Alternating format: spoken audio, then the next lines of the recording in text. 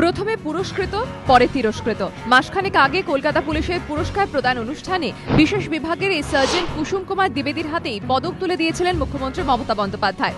দীর্ঘদিন ধরে মমতা বন্দ্যোপাধ্যায়ের নিরাপত্তার দায়িত্বে তিনি। মাস ঘুরতে না ঘুরতেই সেই মুখ্যমন্ত্রীর রোষের মুখেই পড়তে হলো এই পুলিশ কর্মীকে। বইমেলা থেকে বেরোনোর পথে গাড়ি দেরিতে আসায় মেজাজ হারান মুখ্যমন্ত্রী। তার জেরেই পুলিশকে ধমক।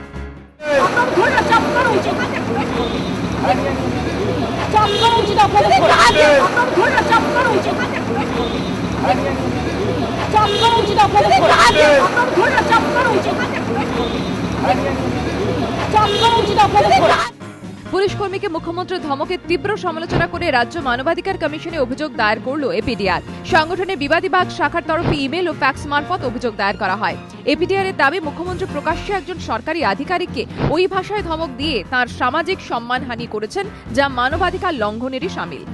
পুলিশ কর্মীরা যাদের বিরুদ্ধে মুখ্যমন্ত্রী এই ধরনের তোমাদের চাপগানো উচিত বলে মন্তব্য করেছেন, এই পুলিশ কর্মীদের প্রত্যেকের পরিবার আছে, প্রত্যেকের একটা সামাজিক মর্যাদা আছে। মুখ্যমন্ত্রীর এই আচরণ তাদের এই পারিবারিক, ব্যক্তিগত এবং সামাজিক মর্যাদাকে ক্ষুণ্ণ করেছে। আমরা মনে করি এই যে কোনো ব্যক্তির সামাজিক মর্যাদা হানি, এটা অবশ্যই তার মানবাধিকার লঙ্ঘন। গত বছর গোড়ার দিকে কর্তব্যরত ট্রাফিক পুলিশ কর্মীকে নিগ্রহ ও কাজে বাধা দেওয়ার অভিযোগে গ্রেফতার করা হয় মুখ্যমন্ত্রীর ভাইপো আকাশ বন্দ্যোপাধ্যায়কে। আলিপুর জেলে রাত কাটাতে হয় তাঁকে, পরে জামিনে ছাড়া পান তিনি। ভাইপোর পর এবার বিতর্কে পিসি।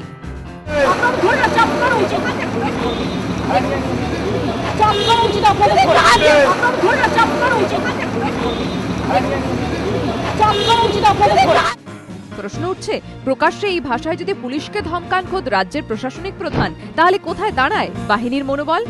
রাজস্বী দত্তগুপ্ত রিপোর্ট, এবিপি আনন্দ, কলকাতা।